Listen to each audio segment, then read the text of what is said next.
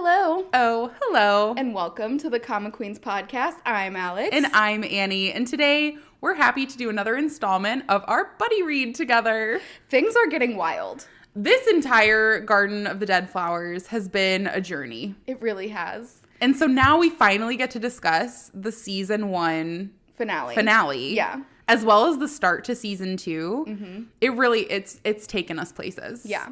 So right off the bat, the start of the last episode of season 1, we see that Wim has a twin brother named Vincent.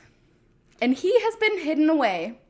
You see that he is the one who has been talking to Camilla at night and not during the day. So that's why they're like multiple personalities. And you see that like it was Vincent's bedroom that she followed the cat into. And yeah, so I mean, what a way to start off an episode. I know. Honestly, when I saw this in the finale, obviously spoilers ahead, but she just starts confronting Wim, who's like, stop, you don't know what you're talking about. Like, forget you ever saw this. Like, Wim is just trying to, like, erase the situation. Mm-hmm. And she's just like, do you know about all those missing women? Like, this was your brother. Your brother killed those women. Yeah. Like, she's like, this is the culprit. How do you look so alike? Like, she's just trying to piece everything together. But she does kind of find solace in the fact that she knew that her grandpa wasn't this bad person. Yeah. So she's like, oh, okay, it's not my grandpa. It's his twin brother who magically in the future I had no idea existed. Yeah, so she's starting to think, like, what happened to him? Why don't I know about him? Why does no one know about him now? Like, what's going on? Yeah, and really she gets no answers. They basically tell her, like, you need to leave. Don't get involved in this, whatever else. Mm-hmm. And she does. Like, Vincent is like, who is this person? Are you and Saruni in on this together to try to, you know, reveal my identity and like get me in trouble again? Mm-hmm. And like holding her at knife point. And again, like Wim is just talking him down. And Wim does really care for Saruni. Mm-hmm. But the sticking point between the two of them is that basically Vincent is like, it's interesting that she doesn't act like the Saruni you used to know, Wim. Yeah. So she kind of plants the seed that something is different about Saruni since her accident, since she lost her memories. And Wim is kind of having this moment of like, does it matter that she is acting like a different person? Do I still have feelings for her now that she's behaving differently? And we also see that Vincent knows that she's from the future and knows that it's Wim's granddaughter. So he was the one specifically that found the phone. Milla's phone. Yeah. And so basically he has this prior knowledge of like, this is your granddaughter. And she's definitely from the future. Mm-hmm. And then Wim is just kind of like trying to patch together this situation and like help things to be fixed. Because this is now a huge mess. Yeah. We also see that Vincent and Wim are talking to each other after Camilla leaves. And Vincent says that Wim is the one that made him lose his freedom. So we also kind of see that like something happened with them and their mother in the past, and we don't know what's going on, but something happened between them that led Vincent to not be able to go outside or really be known at all. Mm-hmm. And he thinks it's Wim's fault. Yeah. And to be honest, Wim kind of puts it on himself too. Yeah. Like Vincent's walking away calling him a traitor. And Wim just says, yeah, if I wasn't so weak, it never would have come to this. Mm-hmm. And you don't get any more context than that. All you see is that when they were little kids, like around 5 years old, they had like what seems to be a really normal, positive life. Mm-hmm. And Vincent was very like kind and outgoing. And Wim was just afraid. Yeah. And so you don't really know yet, like kind of what's going on. And that's really where it leaves off, is just Wim saying that everything crumbled because he was a coward. Yeah, because it was his fault. And so you kind of get the impression too that like he might know what Vincent is doing and he's not putting a stop to it because he feels like he's to blame. Yeah. I mean, I have my other theories of what if Wim is the person at fault because he's the actual murderer and he's pinning it on his brother. I mean, that's a theory. The cat could be a grandma. We don't know. Might be a grandma. So that's the end of season 1. That's a lot of heavy stuff to throw on us right away. It really is. But I will say they kind of open up on like a more positive outlook. You do see that Camilla's having a dream that she's back to her normal self in modern day. They're packing up the car for a road trip. It's her and her brother. And her grandpa's there. Yeah. And just everybody, like, it just seems back to normal until they pack the car and the grandfather says, you can't come with us. Yeah. You've got some unfinished business to do. And she wakes up still in the past. They're all staring at her very creepily in the car, too. That little panel there where they are just looking out at her with, like, those creepy eyes. I love the things that they do with, like, the eyes in here. You can really, really see. The way that they portray just, like, the fear and the, like, almost like the mask that these people are wearing. Yeah. Oh, it's terrifying. Yeah. So she wakes up. She realizes that it was a dream. She's kind of like, wait, I've found out that my grandpa isn't actually the one who's murdering people, and I thought that I would get to go back to my own time if I figured everything out. So there must still be something that I need to do. Do I need to stop Vincent? Do I need to turn him into the police? Do I need to, like, change his ways and make him a better person? And so she's trying to think of, like, what do I do to get back to the future? Yeah. And so in any case, you're then just kind of taken to see Vincent's everyday life. He is locked away with the cat just in his room reading, which to me sounds kind of like a great day. Yeah. But I mean, I guess if I was forced to do it, there would be a little bit of animosity. But you see Wim essentially bringing him his lunch, and it is kind of sad to see just like how desperate he is for interaction in general. Yeah, and you see him tell Wim, you know, you usually act like I'm not even here. Like, why are you bringing me my lunch today? Yeah. And honestly, Wim just kind of right off the bat has so many questions for Vincent. Like, why is Saruni saying that you were killing all these people? You're not even supposed to leave the house.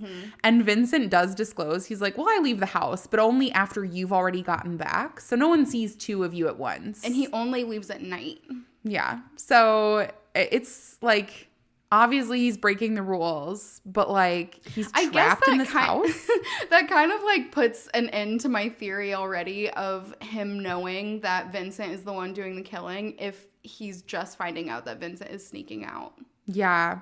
But I will say, like, how did he not put it together when they're like, people saw you with her last night? Yeah, that's and he's true. like, and if he were like, no, I wasn't there. I really wasn't there because I was studying the whole time. Yeah, so he should have known that it was Vincent. Yeah, you don't exactly have a bunch of identical twins walking around. There's usually only one other to the pairing. Yeah. But essentially, like, he's just trying to figure out in general, like, what's going on with his brother.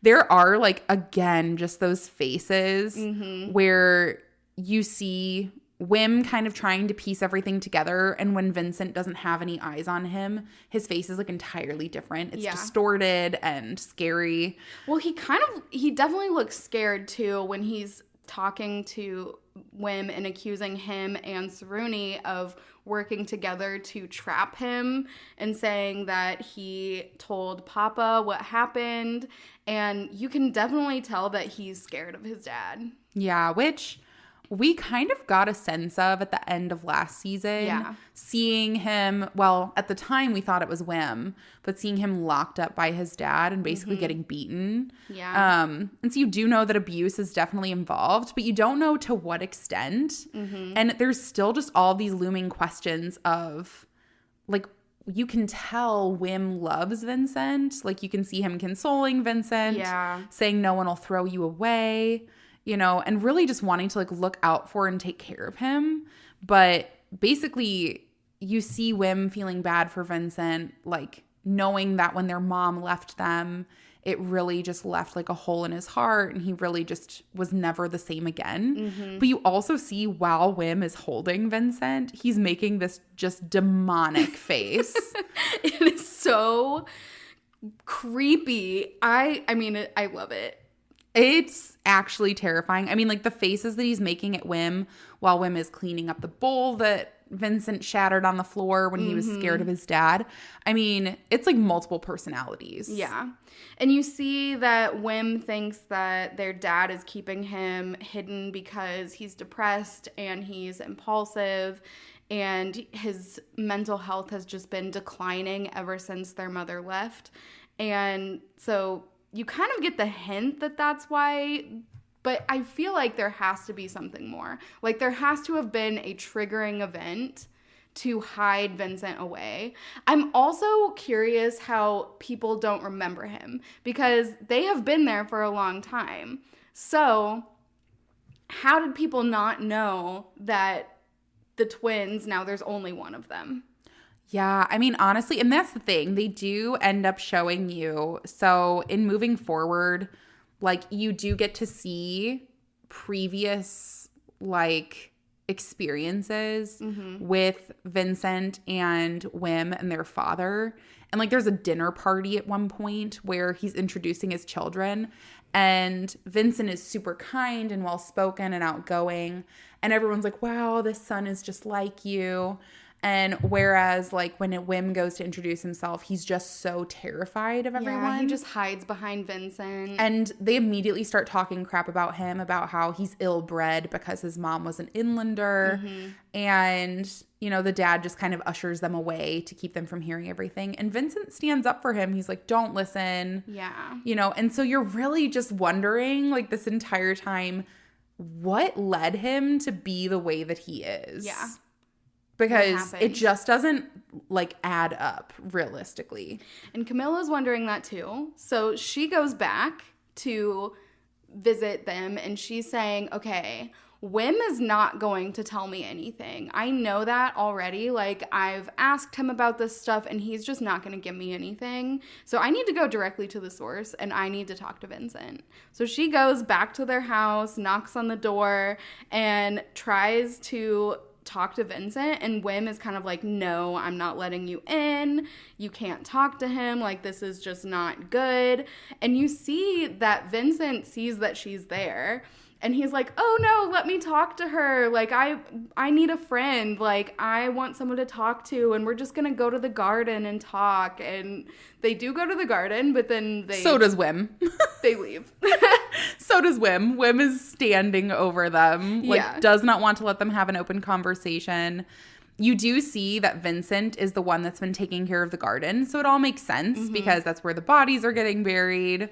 Like, it all just adds up to Vincent is the killer because he's the one who's out at night and moving around, etc. And it goes back to their mother. She's the one who kept the garden, so that we find out that she's the one who was keeping the garden originally and that Vincent and Wim both used to help her in the garden. And now Vincent is the one that's taking care of the garden. Yeah. So you do see, like, Wim, while Saruni and Vincent are kind of having their conversation, Wim is there, but he's kind of thinking back to himself and he's more observing Saruni and how she's changed. Like, now she's very, like, bubbly and outgoing and she's, like, really trying to make that connection with Vincent. Whereas the Saruni that he used to know, Camilla's actual grandmother, was, you know, a lot more soft-spoken. She was very, like, strong, but it was a quiet strength that she had. Yeah, they kind of describe her as being cold because she just ignored everyone. And the reason we see a flashback of Wim thinking about Saruni from the past where there are other kids in school who are making fun of her and she just kind of lets it roll off of her back and, you know, just ignores them. And then you see that she goes to this, like, tree, this bench under this tree, and she's, like, upset and crying about it. And Wim comes to her, and you see that he also is getting bullied because he is he's half Dutch and half Inlander. And yeah, he gives her a handkerchief to like wipe up her tears. And when she points out, you must understand what it feels like because you're getting talked about behind your back too. Yeah. And he's like, well, now I want to cry. Give it back to me. And you do see that they had like a cute little banter and like understanding of one another. So it's almost sad because he really does like fall for her and admire her so much. And there is that part of him that feels like he's lost the Saruni that he knows and admires. And so I think he's just trying to come to terms with the fact of like, why would Vincent bring that up? What does he mean that they're different? And they are, but like, does that mean I dislike her now this way? Or will she ever go back to the same Saruni that I knew?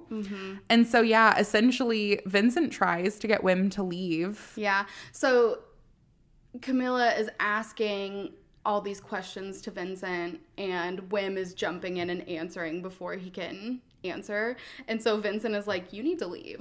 Yeah. Like, hey, maybe don't make it seem like I'm a prisoner. Yeah. And essentially tells him, like, you have to go and do the books with the family accountant, servant, yeah. The person you've seen previously who was allowing for Vincent to hunt someone in the home.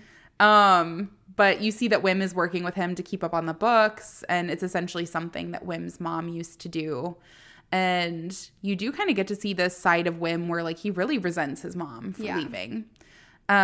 Which, you know, in moving forward, that's not really how Vincent feels about his mom at all. Yeah, Vincent loves his mom and said that she was so good. So we do find that out because Vincent asks her to go on a stroll, so they start walking. They leave the garden and go into town. Which is definitely not supposed to happen. Yeah, and he's really excited because he's like, finally, I get to go out during the day. This is so exciting.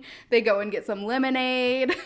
He's like, ooh, lemonade, that's so exciting. Yeah. So many firsts for me. Yeah, and so they're sitting on this bench asking more questions, and that's when we see that he has a very different opinion of his mom than Wim. And Camilla kind of pokes at that and is saying, like, was your mom really a good person? Or was she maybe pretending to be a good person and she was really a bad person? And Vincent gets very upset by this. And he starts kind of screaming at her in the middle of this town square that she's wrong and she doesn't know anything. And then we see all of the townspeople are starting to like look at them, and he notices that they're being watched. And so he kind of just says, oh, sorry, like we're just having a little argument. I'll try and keep quiet now. And they kind of go back to just like sitting down.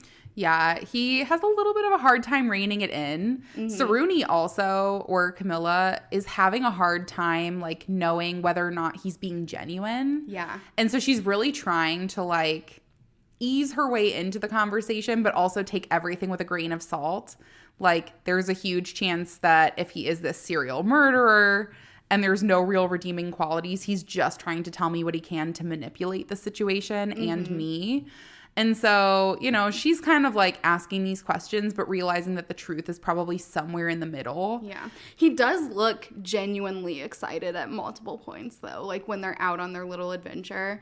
And so that's kind of throwing her off, too, is like trying to decipher like his actual personality underneath it all. I know. He does seem very emotionally stunted. Like when he is excited, it's the exact same face that he had in the flashbacks where he's 5 years old. And realistically, like the way that Wim and Vincent look back on their mom and how she tended to the garden and everything that way, like, you know that something had to happen.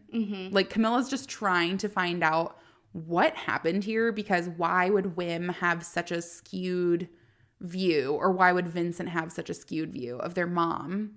And, like, where's the difference in their upbringing that, like, one would become a serial murderer and the other would not? Yeah.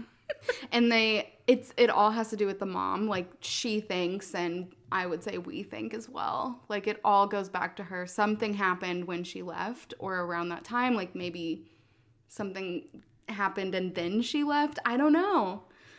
And I know that we've mentioned, too, it has to be the dad at some point, too. Yeah. The dad is he's not innocent in this. No, he's definitely not. Like, you do see Wim, as they're having these conversations, Wim does have this appreciation for his father, saying that his dad works really hard and everything else.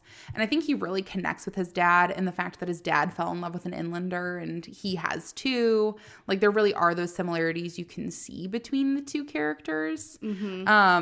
But it cannot be said that Vincent has the same appreciation. It's almost just a fear that he has of his dad. So you do see essentially that, you know, while Wim is doing all of this work, like, he looks back on everything and sees his dad as this really strong character. Yeah, he says, you know, we're a really powerful, influential family, and they're very respected, and they have this plantation with all of these workers, and you know, that's kind of like what he thinks of his dad. He also sees, when he's doing the bookkeeping, you see a portrait of him when he's about the same age, about 5.